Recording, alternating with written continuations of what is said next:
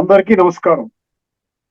శ్రీమద్ భగవద్గీత ఆధ్యాత్మిక రహస్యాలు శీర్షికలో శ్రీ త్రినాథ్ గారు ధారావాహిక ప్రసంగం చేస్తున్నారు. వారి ధారావాహిక ప్రసంగంలో ఈ రోజు 26వ ప్రసంగం చేస్తున్నారు. శ్రీ త్రినాథ్ గారికి స్వాగతం. నమస్కారం. శ్రీమద్ భగవద్గీత ఆధ్యాత్మిక రహస్యాలు ఈ కార్యక్రమాన్ని వీక్షిస్తున్నటువంటి అందరు సోదరులందరికీ కూడా నమస్తమాంజలి.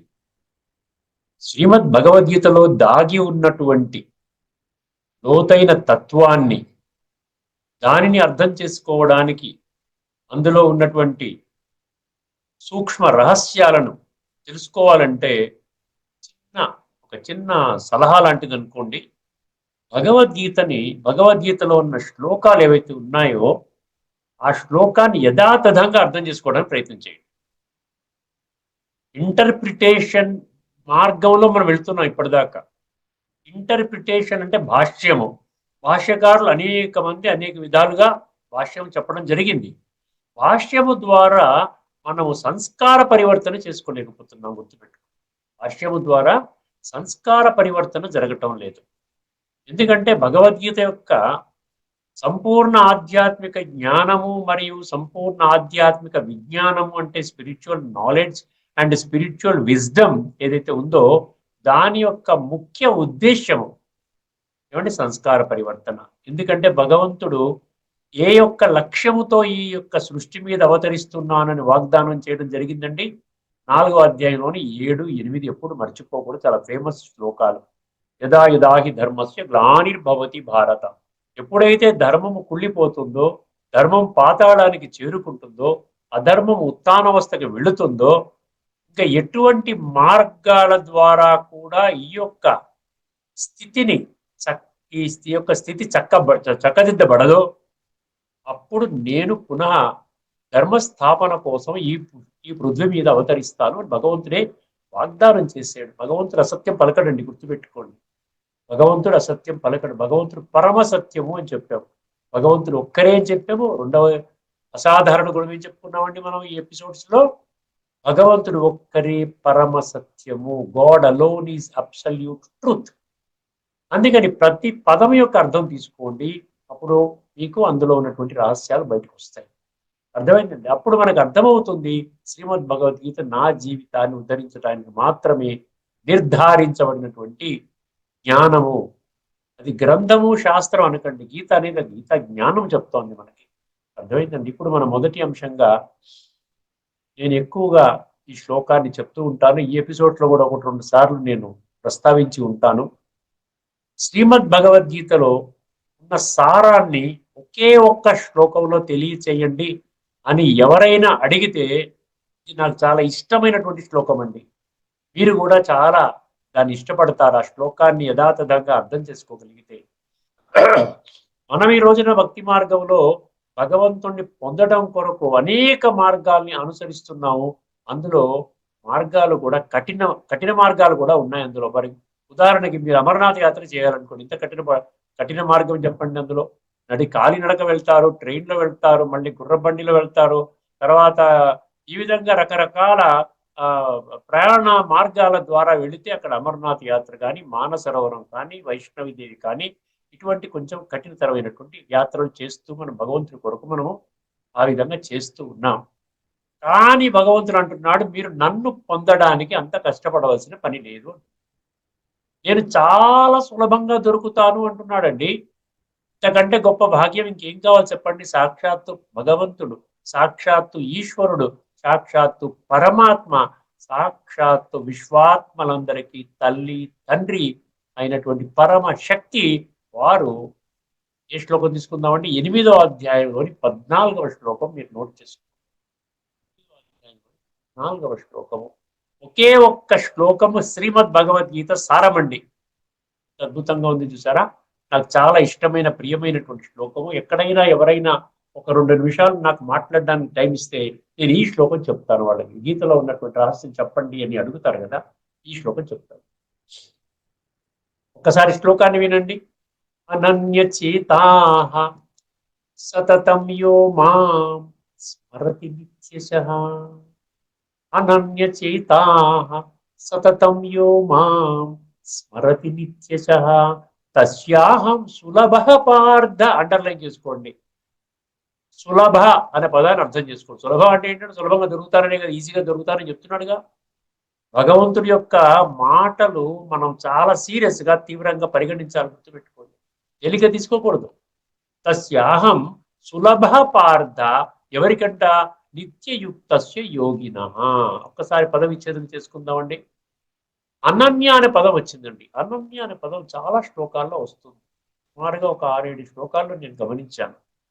అనన్యాన్ అనన్యాశ్చింతయంతో మాం అంటాడు. మాం చయో వ్యభిచారేణ అనన్య యోగేన అంటాడు. అక్కడ అర్థమైందండి. ఆ విధంగా ఆ మహాత్మానస్తు మాం పార్థ, అక్కడ కూడా అనన్య అనే పదం వస్తుంది. అర్థమైంది. ఎందుకు ఎందుకు అనన్య అంటే మీనింగ్ ఏమిటి? అనన్య మీనింగ్ తెలుసుకోవాలి కదండి. అనన్య అంటే మనం మామూలు చదువుకుంటూ వెళ్ళిపోతే దానివల్ల అర్థం, దానివల్ల లాభం ఏంటి మనకి? అనన్య అంటే అన్యులెవరు భగవంతుడు కాదు, నేను ఒక్కటే భగవంతుడు. అన్య అన్య ఆది శిశం అనుకోండి. అన్య అంటే అందరూ భగవంతులే. 33 కోట్ల దేవీ దేవతలు భగవంతులే. ధర్మ పితలు ధర్మ స్థాపకులు అనేటువంటి వాళ్ళు కూడా వివిధ ధర్మాలకు చెందినటువంటి హెడ్స్ వాళ్ళు భగవంతుడే. అదేవిధంగా సాధువులు, సంతులు, ఋషులు, మునులు, గురువులు, సన్యాసులు, మహామండలీశ్వరులు, పీఠాధిపతులు, జగద్గురువులు మొదలై ఎంతో మంది వేల సంఖ్యలో ఉన్నారు ఈ యొక్క పుడమి మీద వర్తమాన సమయంలో. వాళ్ళు కూడా జగద్గురువులు, వాళ్ళు కూడా అయిపోతారు కదా, భగవంతుడు అయిపోతారు. ఆ విధంగా మనం భావిస్తున్నాం కూడా. కానీ భగవంతుడు ఏమంటున్నాడు? నేను ఒక్కడిని భగవంతుడు అంటున్నాడు. నేనొక్కడినే భగవంతుడిని ఇంకా అంత స్పష్టంగా భగవద్గీతలో చెప్పినట్టుగా ఆ తత్వజ్ఞాన కోణంలో అర్థం చేసుకుంటే మనకు అర్థమవుతుంది. అనన్య అంత అంత ముఖ్యమైన పదం అండి. అనన్య చేతాహ అన్నాడు. చేత అంటే మనస్సు, చేతస్సు అంటే మనస్సు. మనం ఇప్పటి వరకు శరీరం ఆధారంగా భగవంతుని పొందే ప్రయత్నం చేస్తున్నాము. కానీ ఇక్కడ భగవంతుడు ఏమంటున్నాడు? ముందుగా నన్ను గుర్తించు, నేను ఒక్కడే భగవంతుడిని తెలుసుకో, అనన్య. తర్వాత మనసు ద్వారా నాతో నీవు బుద్ధి ద్వారా, మనసు బుద్ధి ద్వారా కనెక్ట్ చేయాలి అంటే సూక్ష్మ శక్తులు, ఆత్మ యొక్క సూక్ష్మ శక్తుల ద్వారా మీరు నాతో సంబంధాన్ని జోడించాలి అంటున్నాడు. అనన్య చేతాహ సతతం యో మాం అన్నాడు. అక్కడ చూసారా, సతతము అన్న పదం అండర్లైన్ చేసుకోండి. 25 శ్లోకాలలో, 25, 26 శ్లోకాల్లో సతతము, నిత్యము, సదా, సర్వేషు కాలేషు అన్న పదాలు 26 శ్లోకాల లిస్టు నా దగ్గర ఉందండి. అర్థమైందండి. అనన్య ఏమండి? సదా, సతతము, నిత్యము, సర్వేషు కాలేషు అంటే ఏంటి? నన్ను మీరు శాశ్వతంగా సదాగా తోడు పెట్టుకోవాలి. ఏ విధంగా? మీ కుటుంబ సభ్యులని ఒక కొంచెం సేపు గుర్తుపెట్టుకుంటారా? లేదు. సదా నా బిడ్డ నా బిడ్డనే, నా భార్య నా భార్యనే, నా తల్లి నా తల్లినే, నా తండ్రి నా తండ్రే. ఆ సంబంధాలు సదా ఉంటుంది కదా. భగవంతుడి దగ్గరకు వచ్చేటప్పుడు ఏంటంటే భగవంతుడు సర్వశక్తిమంతుడు, సర్వోన్నతుడు, దివ్య గుణాల సాగరుడు, పతిత పావనుడు, ఆది మధ్యాంతాల జ్ఞాత, పరమ సత్యము. అంత గొప్ప శక్తిని, భగవంతుడు అనేటువంటి శక్తిని కొంచెం సమయమే మనం గుర్తుపెట్టుకొని మిగతా సమయం అంతా మళ్ళీ మనము మాయలో పడిపోయి, దేహభ్రాంతిలో పడిపోయి, విషయ వికారాల వలయంలో కూరుకొనిపోయి, ఆ ఊబిలో చిక్కుకొనిపోయి బయటికి వచ్చే మార్గము తెలియక సతమతం అవడం అనేది ఎక్కడైనా చెప్పారా? ఏ శాస్త్రంలో వ్రాయబడ్డది? ఆ విధంగా చేసినా పర్వాలేదండి, మీకు మోక్షం దొరుకుతుంది, మీరు స్వర్గంలోకి వెళ్తారు, సత్యత్రేతాయుగాల్లో శ్రేష్టమైన జన్మ తీసుకుంటారు. ఏ శాస్త్రంలో కూడా లేదండి. బుద్ధి నేత్రం తెరుచుకుంటే మనకు అన్ని స్పష్టమవుతాయి. సత్యత మార్గం ప్రకారంగా నా జీవితాన్ని ఉద్ధరించుకుంటాను అని ఒక్క సంకల్పం చేస్తే చాలండి, మీకు భగవద్గీత మొత్తం మీ గుండెల్లో కూర్చుంటుంది. మీరు భగవద్గీత ఆధారంగా మీ జీవితాన్ని కొనసాగిస్తారు. అలా సస్యశ్యామలంగా అవుతుంది. 3 పువ్వులు 6 కాయలు అంటారు కదా, సర్వాంగ సుందరంగా తయారవుతుంది. ఈ తిరుగులేని, తిరస్కరించలేని సత్యం. మీరు అంగీకరించినా సరే, తిరస్కరించినా సరే, భగవంతుడు చెప్పే మాటలన్నీ కూడా ప్రతి వాక్యం తీసుకోండి, తిరుగులేని, తిరస్కరించలేని సత్యాన్ని చెప్తున్నాడు. అనన్య చేతాహ సతతం యో మాం అంటే, యో అంటే ఏంటి? ఎవరైతే అంటే 850 కోట్ల మనుషులలో ఎవరైతే, అందరికీ చెప్పడం లేదు, ఎవరైతే నా మాట వింటారో, నేను చెప్పింది సత్యమని భావిస్తారో, నేను వేసినటువంటి అడుగుల మార్గంలో మీరు అడుగు వేస్తారో, నేను చూపినటువంటి మార్గదర్శక సూత్రాలని జీవితంలో ఆచరణ అనుభూతి చేసుకుని మీ జీవితాన్ని ఉన్నతంగా చేసుకుంటారో, ఏది చెయ్యాలి ఏది చెయ్యకూడదు విషయ వికారాలు ఇవి, ఇది దైవీ సంస్కారాలు. నేను ఒక అధ్యాయమే చెప్పాను, 16 అధ్యాయం దైవీ సంస్కారాలు ఆసురి సంస్కారాలు. అంటే మీరు ఆసురి సంస్కారాలతోనే ఉండి మీరు భగవంతుని పొందాలని ప్రయత్నం చేస్తున్నారు. తల క్రింద పెట్టి కాళ్ళు పైన పెట్టి 1,00,000 సంవత్సరాలు తపస్సు చేసినా అసంభవము అంటున్నాడు. మనం ఏమి చేయకుండానే భగవంతుడు దొరకాలి, భగవంతుడు వారసత్వం దొరకాలి, మంచి జీవితం దొరకాలి, ఈ జీవితం బాగుండాలి, టెన్షన్లు ఉండకూడదు, రోగాలు ఉండకూడదు, సమస్యలు ఉండకూడదు, గొడవలు ఉండకూడదు, మళ్ళీ పై జన్మ స్వర్గంలోకి నేను వెళ్ళాలి. మరి ఇంత ఘనమైన లక్ష్యం పెట్టుకున్నప్పుడు మనం ఏ విధంగా ఏం చెయ్యాలి, ఏం అర్థం చేసుకోకూడదు ఎప్పుడు కూడా. అదే భగవద్గీతలో చెప్తున్నాడు. ఏమన్నాడు?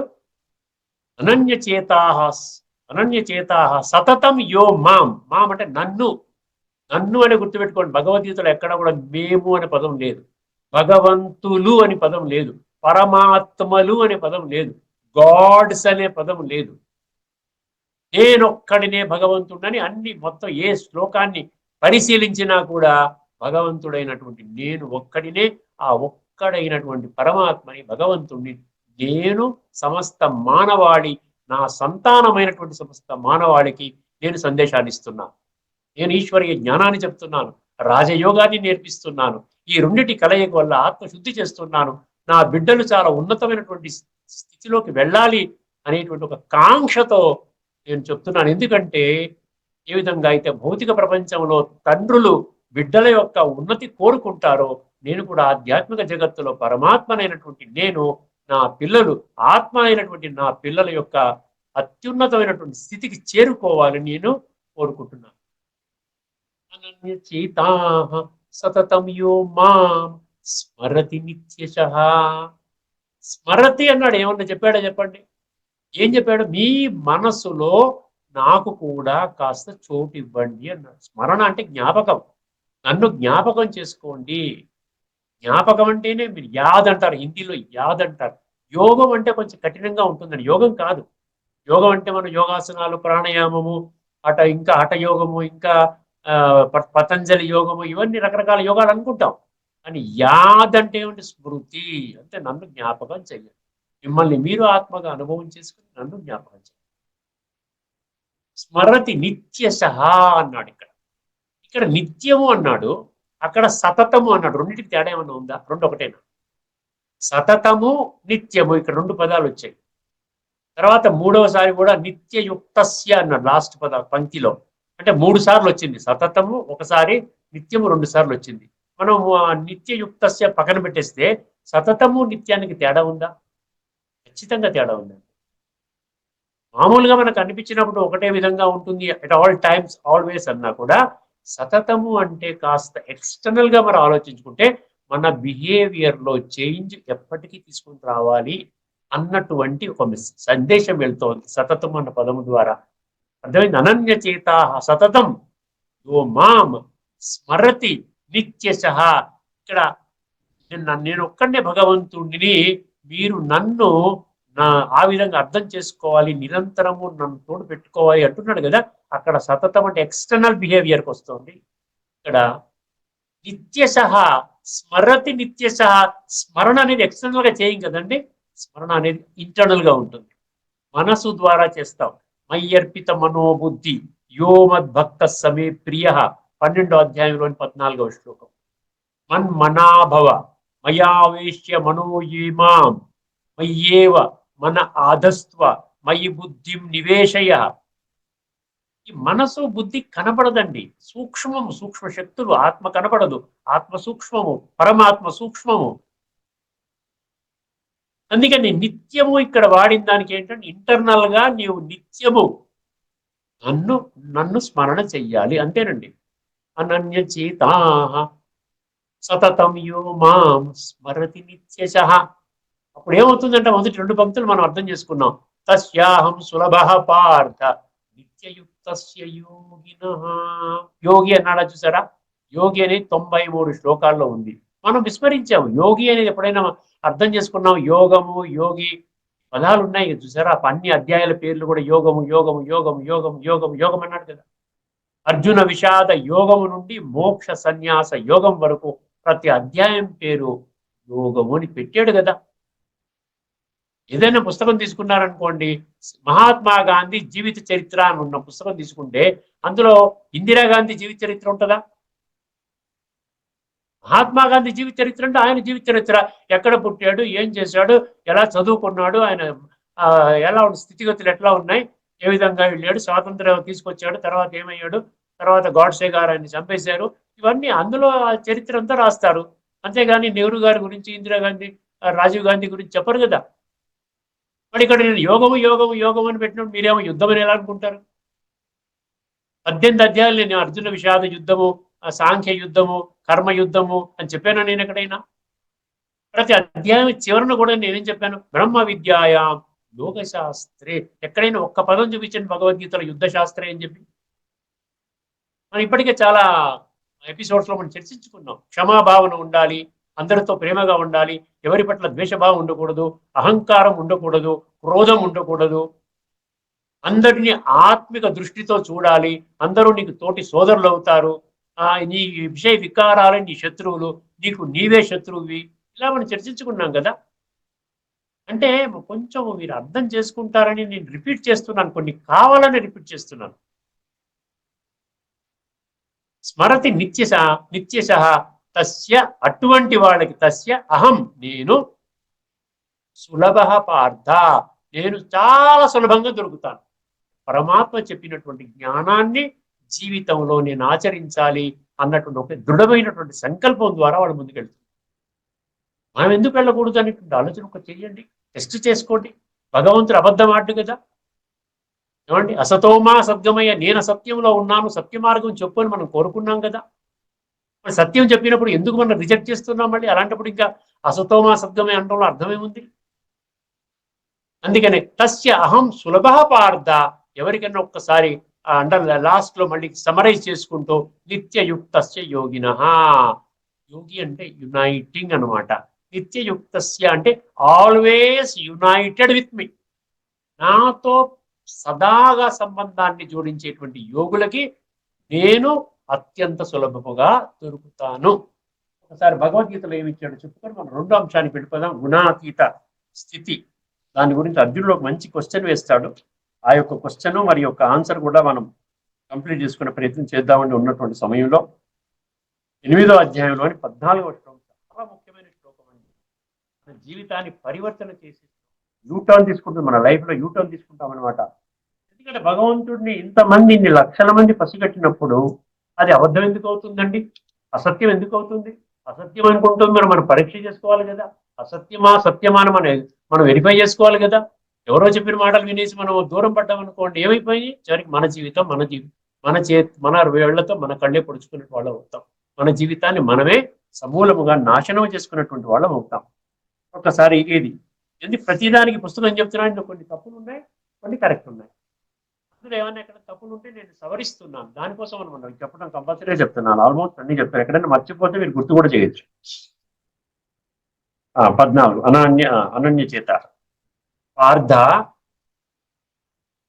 అంటే ఎవరు కాదండి, పృథ కుమారుడు. పృథ అంటే పృథ్వీ అండి. అంటే ఈ పృథ్వీ మీద ఉన్నటువంటి మనం అందరం కూడా పార్థులమే.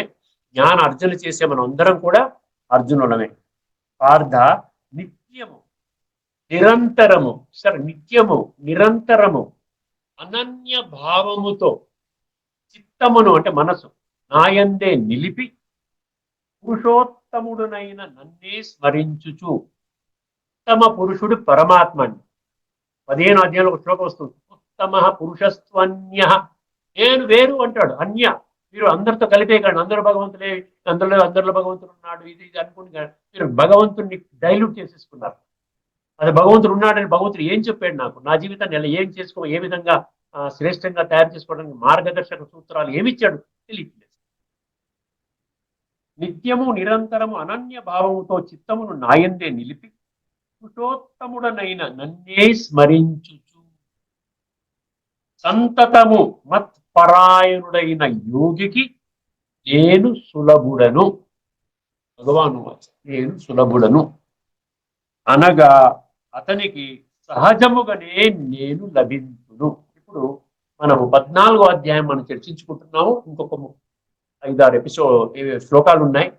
నేను అది సంపూర్ణంగా, ఎందుకంటే గుణాతీత స్థితి పరమాత్మ స్థితి అండి, గుర్తుపెట్టుకోండి. సో గత ఎపిసోడ్లో కూడా మనం ఈ యొక్క విషయాన్ని చర్చించుకుంటూ వచ్చాము. ముఖ్యంగా భగవంతుడు ఏం చెప్తున్నాడంటే, మనం చెప్పుకున్న విషయాన్ని ఒక్కసారి మనం 2 క్షణాలు బేరీజు వేసుకోగలిగితే, గుణాలు ప్రకృతి నుండి వస్తాయి. అర్థం చాలా సింపుల్గా అర్థం చేసుకోండి, ఎక్కువ కాంప్లికేటెడ్ వద్దండి.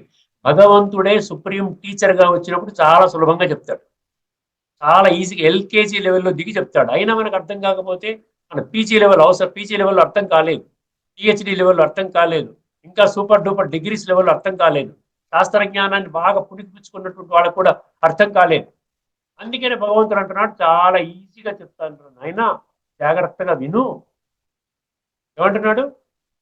ప్రకృతి నుండి గుణాలు వస్తాయి. ప్రకృతి, పురుష అంటే ఆత్మ, పురుష మరియు పరమాత్మ, పరమ పురుష అంటే పరమాత్మ అంటే భగవంతుడు.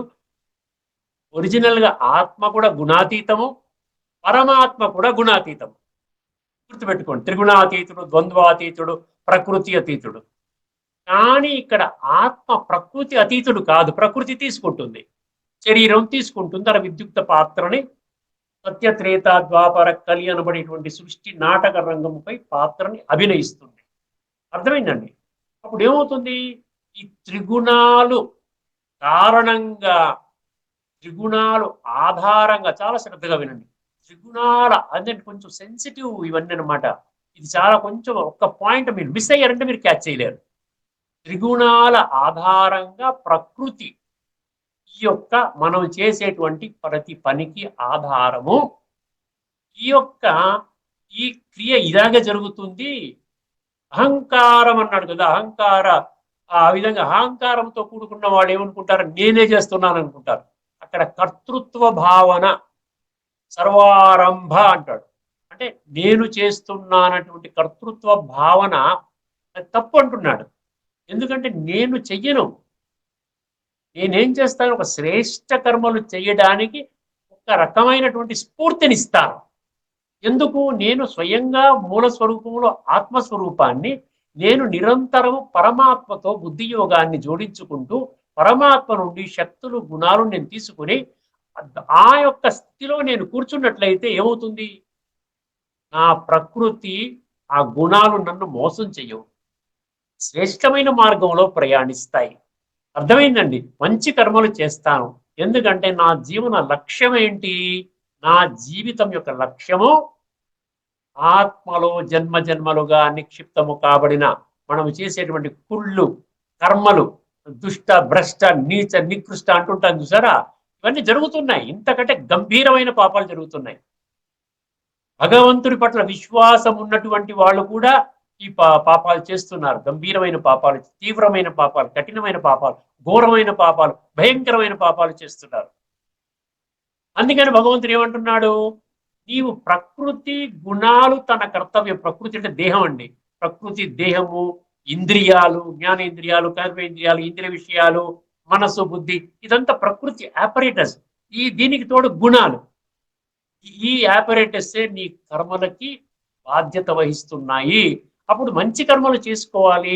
నీ యొక్క ఉన్నతమైన లక్ష్యం ఏమిటి? సంస్కార పరివర్తన. కాబట్టి నీవు ఒక సాక్షి దృష్ట, అబ్జర్వర్ స్టేటస్ తో ఉండి నిరంతరము పరమాత్మతో కనెక్ట్ అవుతే, దాన్ని రాజయోగం అని అన్నాడు చూసారా, కనెక్ట్ అవుతే అప్పుడు ప్రకృతి గుణాలు కూడా సవ్యంగా ఎలివేటెడ్ లెవెల్లోకి వెళ్ళడానికి నీకు సహకరిస్తాయి. అప్పుడు నీవు కూడా ఆరోగ్యంగా ఉంటావు, చాలా టెన్షన్ ఫ్రీగా ఉంటావు, అందరినీ గౌరవిస్తావు, నిన్ను నీవు గౌరవించుకుంటున్నావు. పరమాత్మ నుండి శక్తి తీసుకొని ప్రతి ఒక్కరిని పరమాత్మ యొక్క సంతానముగా గుర్తిస్తావు. ఎవరి పట్ల ఏహ్య భావన, దుర్భావన లేకుండా చక్కగా నీ జీవితాన్ని ముందుకు తీసుకుని వెళ్తావు. ఇదన్నమాట. ఇప్పుడు దానికి అనుగుణంగా భగవంతుణ్ణి ఇంతవరకు మేము చర్చించుకున్నాం. అది అంటే కొంచెం బేస్ అర్థమైంది అనుకోండి, నేను చెప్పే శ్లోకము మీకు అర్థమవుతుంది, ఈజీగా అర్థమవుతుంది అనమాట. ఇప్పుడు అర్జునుడు అడుగుతున్నాడు, ఇంతవరకు వచ్చిన తర్వాత అర్థమైంది. ఇదంతా మనమందరం కూడా అర్జునుడు అంటే ఎవరో లేరండి. ద్వాపర యుగంలో ఎక్కడో ఉన్నాడు, కురుక్షేత్రంలో ఆయన యుద్ధం చేశాడు, అదంతా పక్కన పెట్టేయండి. ఏమంటున్నాడు అర్జునుడు? ఏమంటుంది? మనసులో ఏమొచ్చింది? భగవంతుడా, నీ చెప్పిన మాటలన్నీ నాకు చాలా బాగా అర్థమయ్యాయి. ఏమండి, నాకు 3 క్వశ్చన్స్ ఉన్నాయి నా మనసులో. ఈ గుణాల గుణత్రయ విభాగంలో ఇవన్నీ చెప్పిన తర్వాత నాకు 3 క్వశ్చన్స్ నాకు మనసులో అరైజ్ అయ్యాయి. మొదటి క్వశ్చన్, ఈ త్రిగుణాలకి అతీతంగా ఉన్నట్లయితే వాడికి ఉండేటి లక్షణాలు ఏంటి? త్రిగుణాతీత స్థితికి తీసుకొని వెళ్ళడానికి నువ్వు శిక్షణ ఇస్తున్నావు నాయన, బాగుంది. ఆ విధంగా తయారైనటువంటి వాళ్ళు, లేక తయారు కాబోతున్నటువంటి వాళ్ళు, ఆ ప్రాసెస్ లో ఉన్నటువంటి వాళ్ళు, వాళ్ళ యొక్క లక్షణాలు ఏమిటి? మొదటి ప్రశ్న. రెండవ ప్రశ్న, వారి యొక్క వ్యవహార శైలి ఏ విధంగా ఉంటుంది? వాళ్ళ మాట తీరు ఎలాగుంటుంది? ఏ విధంగా నడుస్తారు? ఏ విధంగా కూర్చుంటారు? ఏ విధంగా వాళ్ళ సంబంధాలు ఇతరులతో ఎలాగ వాళ్ళు పలకరిస్తూ ఉంటారు? వాళ్ళ యొక్క స్థితిగతులు ఎలాగుంటాయి? అర్థమైందండి. రెండవది ఏమంటున్నాడు? రెండవది ఏమన్నాడండి? వారి యొక్క లోక వ్యవహారం, ఈ లోకములో వాళ్ళు జీవించి ఉన్నంత కాలం వాళ్ళ వ్యవహారం మామూలుగానే ఉంటుందా? గుణాలలో కురుకుపోయినటువంటి వాళ్ళలాగే ఉంటుందా? లేదా గుణాతీత స్థితిలో ఉన్నటువంటి వాళ్ళ వేరేగా ఉంటుందా? వేరేగా ఉంటే అది ఏమిటి? రెండవ ప్రశ్న. ప్రశ్న అర్థమైంది కదండి. మూడో ప్రశ్న ఏంటి చెప్పండి, ఆలోచించండి, మీకే అర్థమవుతుంది. మూడో ప్రశ్న ఏంటంటే, బాగుంది భగవంతుడా, నా తండ్రి, డాడీ, అర్థమైంది. ఇప్పుడు నాకు మూడో ప్రశ్న ఏంటంటే, ఇప్పుడు గుణాలని నేను అధిగమించాలనుకుంటున్నాను. నేను కూడా కొన్ని లక్షల మంది ఆ ప్రాసెస్ లో పడిపోయారు. దాని మీద అటెన్షన్ పెడుతున్నారు, ప్రతి నిత్యం కూడా అటెన్షన్ పెడుతూ వాళ్ళు పురుషార్థం అంటారు. పురుషార్థం అంటే పురుష అంటే ఆత్మ యొక్క అర్థము. ఇప్పటి వరకు మన ఆత్మ యొక్క అర్థం పట్టించుకోలే, కేవలం ప్రకృతి అర్థం అంటే దేహం అనేటువంటి భావనతో మనం చేస్తున్నాం. అర్థమైందండి. సో ఈ త్రిగుణాలని ఏ విధంగా నేను దాటాలి, దానికి కూడా ఒక ఫార్ములా చెప్పు తండ్రి. అర్థమైందండి.